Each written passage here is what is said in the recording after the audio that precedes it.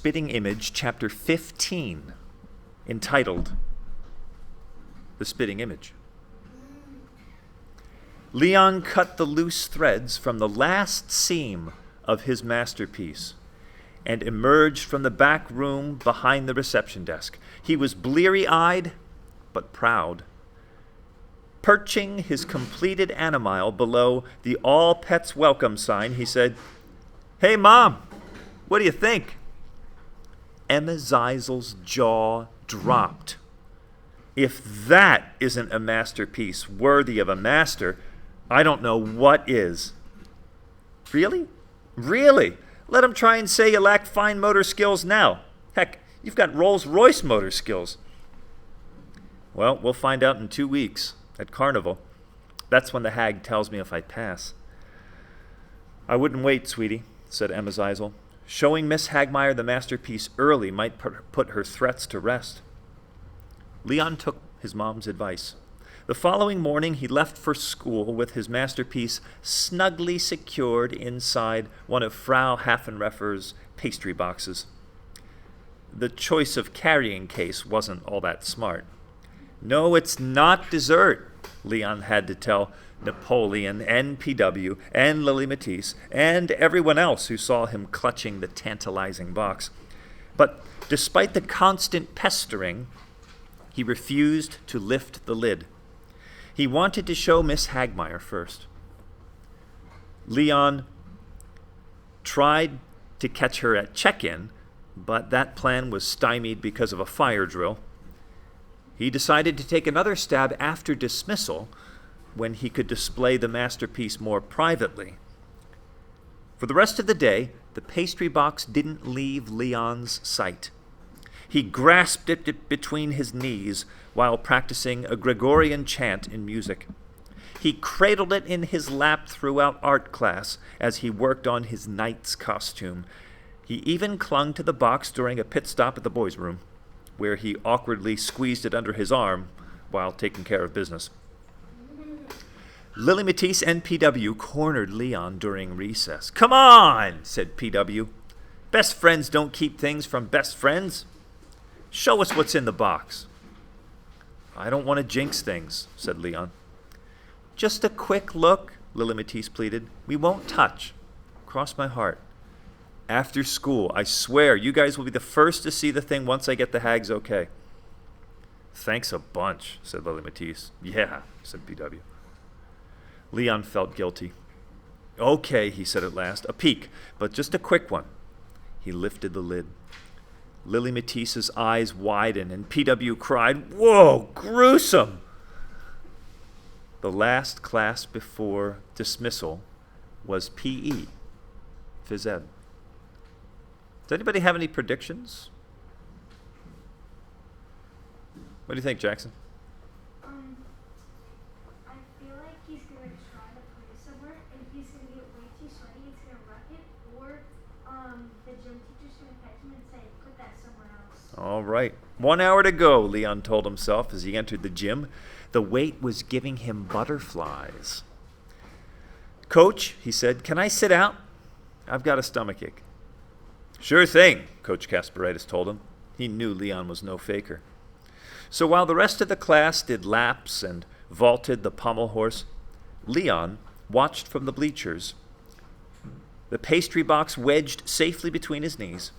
And after 10 minutes of warm-ups, the coach blew his whistle and shouted the single most potent word in the English language. "Dodgeball!" "What type, coach?" PW yelled. "Team multiple," the coach cried back. "You and Lumpkin to choose sides." PW immediately turned to the sidelines.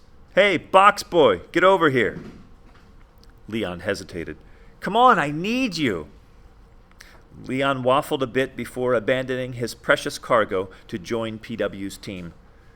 Once the class was divided up, the coach walked onto the court carrying 3 spanking new rhinos. "Can anybody here tell me the object of dodgeball?" he asked. "Elimination," a few kids called out. The coach bent down and positioned the balls along the center line, then stood up and cupped a hand around one ear. "Excuse me?" Elimination, a few more kids called out. Say again. Elimination, the whole class screamed. Right, said the coach. He settled his substantial rump on the top row of the bleachers, not far from Leon's pastry box, and gave a mighty blast on his whistle. The fourth graders charged the rhinos. Plump, missed, blam, you're out, boing, gotcha, zuft. Missed me by a mile, zam, womp, busted, Dorco. Hey, Lumpkin, the coach yelled from his perch. Clean up your language. No trash talking in my gym. The field of battle thinned pretty quickly. An unlucky ricochet, pang, caught PW in the leg. A sneak attack from the flanks, paf, winged Lily Matisse. When the clock ran out, only Lumpkin and Leon remained alive. A chant rose up from the sidelines. Sudden death. Sudden death. The coach blew on his whistle. Go for it, he cried. You who, Sir Pantyhose, Lumpkin said menacingly moments after the coach extended the game. Get ready to be crowned. Dream on, Leon replied. The coach again shouted down. Guys, you know the rules. No teasing, no taunting. Lumpkin turned to the coach as if to apologize, then whipped around and launched a ball, hoping to catch Leon off guard. His cheap shot failed. Leon darted out of the way. A defensive pattern quickly emerged. Leon held on to one ball and Lumpkin held on to another. Only the third and final ball moved between them. Neither Leon nor Lumpkin was willing to find himself empty-handed. But then, 2 minutes before the end of the overtime round, Lumpkin aimed a shot at Leon's backup ball and hit it with such force that both rhinos bounced off the back wall and returned to Lumpkin's side.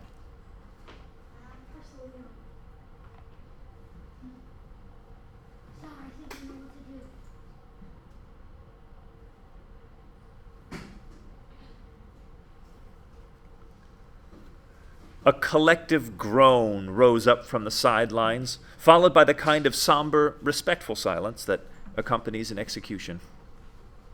Lumpkin, now in possession of all three balls, made Leon zigzag, lurch, duck, and jump with a series of fake throws. Throughout it all, Leon stayed alert. He wasn't about to fall for the slow ball, fast ball combo that had nailed him in the past. From the bleachers, PW suddenly screamed, Sidewinder! But the warning came too late. Lumpkin had already recoiled and released his patented, low-flying missile. A split second later, the missile smacked Leon in the stomach with a brutal pock. He ignored the searing pain. Only one thing mattered, catching the ball before it touched the ground. The rhino rebounded against his knee and sailed upward. Leon stretched his arms forward and dove like a champion swimmer. At the very moment he felt the sandpapery texture of the rhino against the tips of his fingers, the hard, smooth surface of the gym floor began burning the skin off his elbows and knees. But when at last the rhino stopped defying gravity, it did so in Leon's battered hands. He had caught the ball, which meant he had won the game, and Henry Lumpkin had lost it. The bleachers erupted in cheers. PW was the first to reach Leon and offer congratulations. You pulpified him, he cried. No such word, said Lily Matisse, arriving a few seconds later. Pureed him, maybe, or made lumpkin pumpkin soup out of him, but Leon, still panting, cut them off. Keep your voices down. He might hear. Lumpkin was standing all alone, 20 feet away, scowling at his spare rhino as the magnitude of the upset slowly penetrated his Stegosaurus-like brain pan. Bruised and scraped though he was, Leon nevertheless approached his arch-enemy. "Good game," he said, extending his hand. "That last toss really did a number on me." Lumpkin rejected the handshake and reached for the rhino, angrily whipping the ball at the leather pommel horse on the far side of the gym. It hit the grip of the vaulting apparatus and ricocheted toward the bleachers, knocking Leon's pastry box into the air. The box went in one direction, the contents in another. Leon broke free of his friends and sprinted for the bleachers, and by the time he got there, it was too late. Coach Kasperitis had already reached through the bench slats and retrieved the exposed masterpiece. "Geez, Eisel," the coach gasped. "Did you make this?" "Yeah," Leon said, out of breath. "Amazing," said the coach. "This is major league work, kiddo. I mean it." "Let's hope Miss Hagmeyer thinks so," Leon said. "Are you kidding me?" said the coach. "She'll have to. I mean, what choice does she have? This doll, it's her spitting image."